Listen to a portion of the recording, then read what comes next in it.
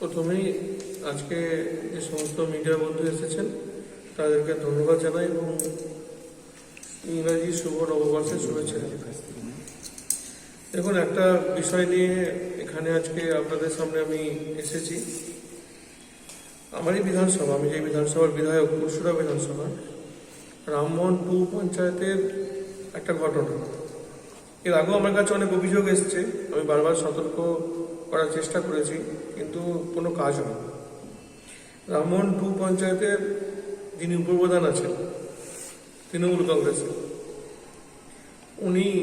ওনার নাম সুজিত ঘোষ।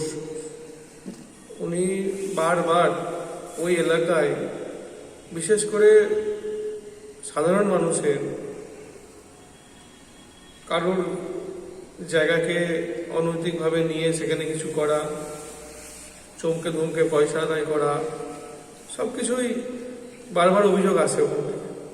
আজকে পার্টিকুলার একটা নির্দিষ্ট অভিযোগের ভিত্তিতে আমি আপনাদের সামনে এসেছি। এই যে দেখতে পাচ্ছেন, এনার নাম হচ্ছে অভিজিৎ ভট্টাচার্য। এনার বাড়ি রামমোহন 2 পঞ্চায়েতের হেলানে।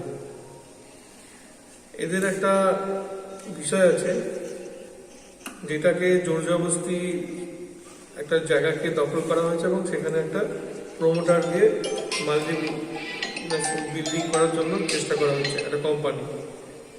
তো প্রথমে আগে বিষয়টা উনি বলবেন, তারপরে বাকি আমি শেষে বলবো।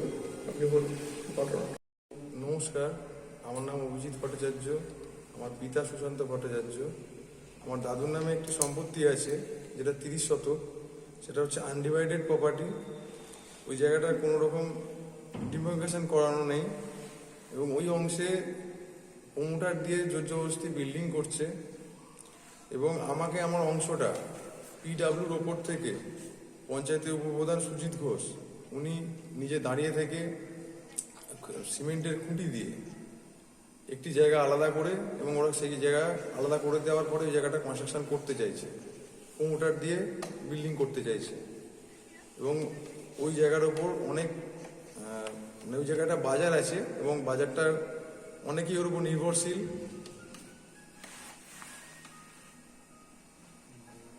আর ওখানে বাজারের পাশেই একটি ডোবা আছে, ডোবাটাও বুঝিয়ে ওরা ভরাট করে ওখানে কনস্ট্রাকশন করতে চায়। এবং এই নিয়ে আমরা একটি 144 করেছিলাম, 107ও করেছিলাম। খানাকুল পিএস কোনো রকম এই বিষয় নিয়ে আজও কোনো রকম ইনকোয়ারি করেনি এবং কোনো কর্ণপাত করেনি। কোথায় বাড়ি আপনার? আমার বাড়ি হচ্ছে হেলান, বকুলতলা। এটা কতদিন চলছে? এটা বিগত 1.5 মাস। মূলত কার বিরুদ্ধে অভিযোগ? ওখানে অভিযোগ হচ্ছে ওখানে জ্যোতিক প্রকাশ বলে একজন আমারই শরিক আছে, পুত্র শরিক। উনি সব দলবল নিয়ে উপপ্রধানকে সঙ্গে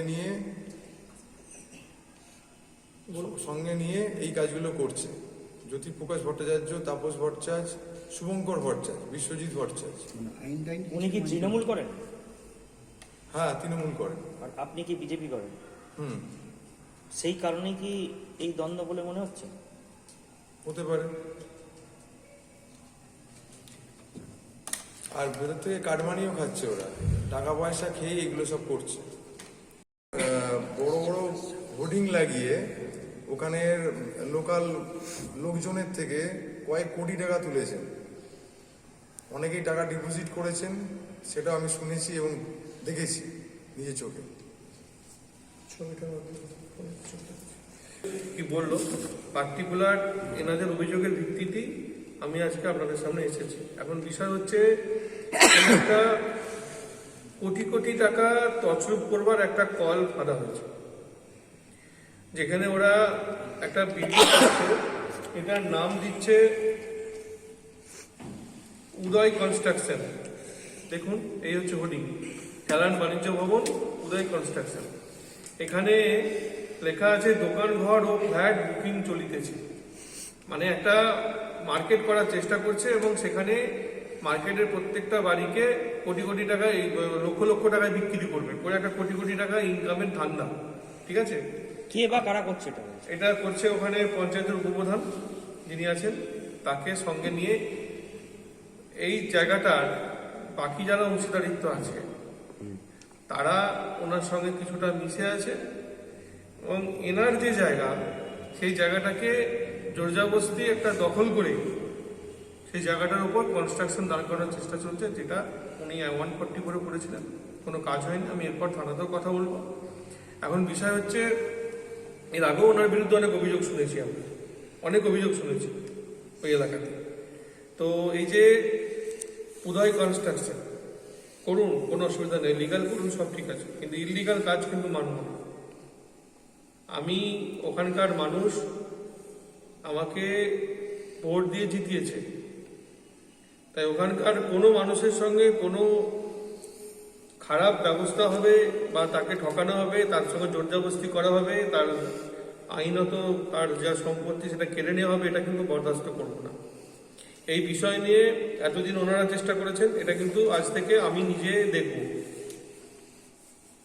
যদি মনে করেন ওখানে জোরজবস্তি বিল্ডিং করার চেষ্টা করেন কোনো রকম এই লিগাল অ্যাকশন ছাড়া, লিগালি ছাড়া, তাহলে কিন্তু অসুবিধা আছে। আমি যে প্রমোটার যে কাজ করছে তাকেও আমি বলছি, আপনি পুরো লিগাল কাগজ দেখুন, আপনার কাছে যদি লিগাল পয়েন্ট থেকে আপনি বিল্ডিং বাড়ান, কোনো অসুবিধা নেই, কিন্তু ইললিগাল যে হচ্ছে সেটা আমরা এখানে পরিষ্কারভাবে বুঝতে পেরেছি। ইললিগাল হলে কিন্তু এর বিরুদ্ধে ব্যবস্থা হবে, আইনতভাবে হবে, এবং ওই কনস্ট্রাকশনের সামনে গিয়ে বিজেপি বিক্ষোভ করবে, এটা বলে দিলাম। আমি একটা কথা বলতে চাই, সেটা হচ্ছে যে এই পঞ্চায়েতের দিকে যদি একটু আর একটা বিষয় আছে, উল্লেখ করে দিই, ওই যে কনস্ট্রাকশন হচ্ছে সেখানে তো একটা জায়গাতে দেবত্ব সম্পত্তি আছে, দেবত্ব সম্পত্তির ওপরে সেটাকে তারা লিজ হিসাবে দেখিয়ে তার উপরে কনস্ট্রাকশন হচ্ছে। সেসবও পেপারস আমার কাছে আছে, বের করেছি। এই টোটাল বিষয় নিয়ে আমি মহামান্য হাইকোর্টের কাছে দ্বারস্থ হব, সেখানে জানাবো আইনতভাবে ওইদিকে চলবে, আইনি লড়াই লড়বো। এবং দ্বিতীয়ত, যেটা আমাদের ওই এলাকায় যেখানে হচ্ছে, যারা করছে তাদের বিরুদ্ধে আন্দোলনও চলবে। কিছু মালিক পক্ষকে বাদ দিয়ে দিয়েছে, তাই তো? একজন মালিক পক্ষকে বাদ দিয়ে দিয়েছি। বাদ দিয়ে দিচ্ছে একজনকে। আমার প্রশ্ন হচ্ছে, একজন মালিক পক্ষ বাদ গেছে যায়নি, সেটা তো পরবর্তী ইস্যু, ঠকানো হচ্ছে লোক। মানুষ এর আগেও আমরা অনেক ঘটনার সাক্ষী আছি ওনার এগেনস্টে। পঞ্চায়েতের উপপ্রধান যিনি সুজিত ঘোষ মহাশয়, তিনি বলছেন যে আমরা তো যেহেতু আমরা একটা পঞ্চায়েত চালাচ্ছি, তাই আমরা ধরে নিতে হবে নিম্ন আদালত। আমরা যদি কোনো কিছু মানে বুঝিয়ে দিই যে এই জায়গাটা আপনার, আপনি নিন, তাহলে আপনাকে সেটা মানতে হবে, কারণ পঞ্চায়েত নিম্ন আদালতের কাজ করছে। পঞ্চায়েত যদি নিম্ন আদালতই হবে, তাহলে আমাদের কোর্ট বিচার ব্যবস্থা কী জন্য রয়েছে? এবং এই যে কাগজটা, এটা হচ্ছে আমার ঠাকুমার নামে একটা আমাদের পার্সোনাল প্রপার্টি, আলাদা। এটা ওই সম্পত্তির মধ্যে নয়, এটার মধ্যে 5 জনের অংশ আছে, যার মধ্যে একজন অংশীদার আমার বাবা লেট সুশান্ত ভট্টাচার্য, তার মেয়ে আমি তনুশ্রী ভট্টাচার্য। এই জমিটা আমাদেরকে না জানিয়ে কিছুদিন আগে, সম্ভবত ডিসেম্বর মাসের শেষের দিকে, উনি এবং ওনার দলবল লোকজন কারা আছেন আমি জানি না, পার্টিরই হয়তো হতে পারে তৃণমূলের, তো ওনাদেরকে নিয়ে গিয়ে আপনার ওই জমিটাকে মেপেছেন। 13 শতক জমি, ওনারা বোধহয় মেপে 15 শতক বা কিছু পেয়েছেন। তো ওনারা নিজেদের মতো করে খুঁটি পুঁতে দিয়েছেন 4-5টা ভাগ করে, কিভাবে জানি না, দিয়ে ওনারা নিজেরাই নাকি লিজে নিয়ে নিয়েছেন। আমাদেরকে বলারও প্রয়োজন মনে করেনি, কিছু জানানো নেই। এবং আপনারা বিএলআর অফিসে গিয়েছিলেন, বিএলআরকে বলেছেন যে এই বিষয়টা? আমরা কোর্টের মাধ্যমে জানাচ্ছি। কিছু রিপ্লাই দিয়েছে? না, এই মুহূর্তে আমরা কিছু পাইনি এখনো পর্যন্ত। আমরা পুরোটাই কোর্টে গেছি এবং আমরা এই প্রপার্টিটা আমাদের অংশটা যাতে আমরা বুঝে পাই, তার জন্য আমরা কোর্টের দ্বারস্থ হয়েছি। এবং হুমকি টুমকিও টুকটাক এসেছে যে বাড়ির বাইরে আমাদেরকে বেরোতেই হয় যার যার কাজে, তো সাবধানে থাকবেন, বেশি করতে যাবেন না, যতটুকু পাচ্ছেন পেয়ে যান। ওনারা তো সামনে আসছেন না, অন্যান্যদের কাদের দিয়ে পাঠাচ্ছেন, তারা কারা চিনিও না, জানিও না। এবার ধরুন আমার ভাইয়ের একটা ছোট দোকান আছে, ওই যেখানে পিডাব্লিউডি জায়গাতে ওরা খুঁটি পুঁতেছে, একদম মেন রাস্তার যদি এখানটায় হয় একটু ডিস্টেন্স, 1 হাত কি 1.5 হাত, তাও নয়, ওনারা নিজেরাই 1 শতক জায়গা মেপে দিয়েছেন যে তোমার 1 শতক জায়গা। আমাদের যে বাড়ি সব এক জয়েন্টেড, বাড়ির আলাদা করে কোনো কাগজ নেই। কোনোদিন তো ওই উপপ্রধান সুজিত ঘোষ মহাশয় তো ওনার লোকজন নিয়ে এসে, বা আমার ধরুন যারা আমার ওয়ারিস, বলতেই তো পারেন যে বাড়ি থেকেও চলো, বাড়ি থেকেও তো আমাদেরকে বের করে দিতে পারে। তাই আমরা পুরোটা আমাদের মতোটা আমরা বুঝে নিতে চাইছি, কিন্তু আমরা পাচ্ছি না।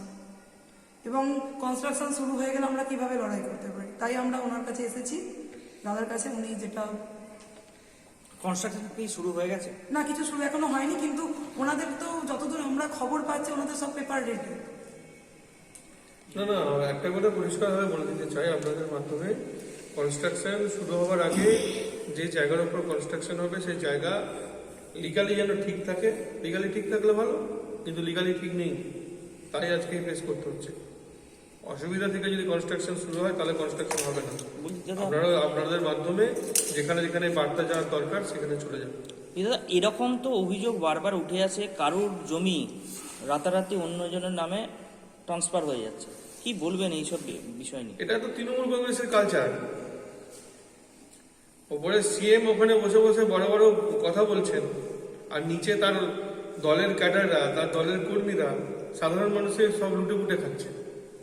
আমাদের কাছে পার্টিকুলার যে যে অভিযোগ আসে আমরা তার প্রতিবাদ করি এবং সেটাকে প্রতিরোধ করি। যেমন ধরুন, এই যে আরামবাগে 2টো পুকুর ভরাট হচ্ছিল। প্রথমে একটা পুকুর ভরাট করে বিল্ডিং হচ্ছিল পল্লীশ্রীর কাছে, আপনারা জানেন, আপনাদের মাধ্যমে আমি সেটা প্রেস করেছি এবং জানিয়েছি, সেটা বন্ধ হয়েছে। দ্বিতীয় হচ্ছে এই 14 নম্বর ওয়ার্ডে একটা পুকুর ভরাট চলছিল, আপনাদের মাধ্যমেই সেটা প্রেস হয়েছে এবং সেটাকে অফিসিয়ালি অ্যাকশন নিয়ে সেটাও বন্ধ হয়েছে। তো যেখানে যেখানে এই অভিযোগ আমাদের কাছে আসবে সেখানে সেখানে প্রতিরোধ করব এবং সেটা বন্ধ করাবো। সন্তানের পরে মন বসছে না, প্রচুর পরিশ্রম করেও আপনি আশানুরূপ পারিশ্রমিক পাচ্ছেন না, যার ফলে আর্থিক সংকট আপনার জীবনে দুঃখ এবং চাপের ছায়া ফেলেছে। দিনার ভারে জর্জরিত স্বামী স্ত্রীর মধ্যে প্রতিনিয়ত ভুল বোঝাবুঝি বেড়েই চলেছে। নতুন বাড়ি কিনেছেন, কিন্তু সেই স্বপ্নের বাড়িটা যেন আরো দুর্ভোগ নিয়ে যাচ্ছে আপনার জীবনে। আপনি ভাবছেন সস্তায় পাওয়া বাড়িটা নেওয়াটাই কি সঠিক সিদ্ধান্ত ছিল? এমনই সব দ্বিধাদ্বন্দ্ব এবং জীবনের কঠিন মুহূর্তে আপনাকে সঠিক পথে পরিচালিত করবেন আন্তর্জাতিক খ্যাতিসম্পন্ন স্বর্ণপদক ও স্বর্ণ মুকুটপ্রাপ্ত ডক্টর অজয় শাস্ত্রী। তিনি শুধু আপনাকে পথই দেখাবেন না, আপনার জীবনে সত্যিকারের সুখ, শান্তি, ঐশ্বর্য, অর্থ যেন সঠিক সময় আপনার কাছে পৌঁছে দেয় সেই দায়িত্বও নেবেন। তাঁর অভিজ্ঞতা এবং জ্ঞানের আলোতে আপনার জীবন হয়ে উঠতে পারে নিরুদ্বেগ ও সমৃদ্ধির পথে ধাবমান। তাই আর দেরি নয়, স্ক্রিনে দেওয়া নাম্বারে এখনই ফোন করে ডক্টর অজয় শাস্ত্রীর সাথে যোগাযোগ করুন। কে জানেন, হয়তো একটিমাত্র ফোনই আপনার জীবনকে বদলে দিতে পারে।